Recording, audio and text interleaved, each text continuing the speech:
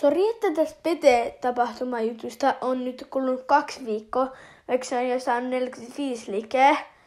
Se on siksi, koska mulla on ollut nyt tää joulukalenteri-juttu. Mun nyt mä teen tän part 2, minkä mä lupasin. Ja joo, se räjähtää ihan kohta 1000 katselukertaa. Se on ihan hullua saada. Ja joo, mut joo, niin siellä oli, nyt mä kerron teille, mitä siellä tapahtui, mitä siellä oli. Niin siellä oli tosiaan kaikki ne Peten hahmot. Ne tuli eka lavalle silleen. Sitten ne piti jonkun meet and greetin. Sitten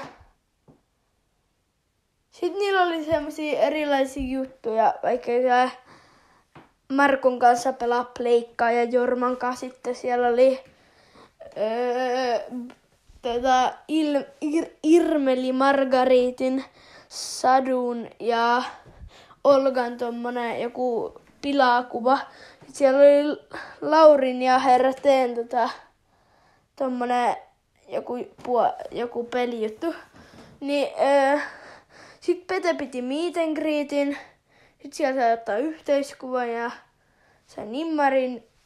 Ja joo. Ei siellä nyt kauheasti muut. Sitten siellä oli ruokailu. Joo, laita kommentteihin, jos mä missasin jotain, koska mä en nyt tosiaan muista. Mut joo, niin moikka!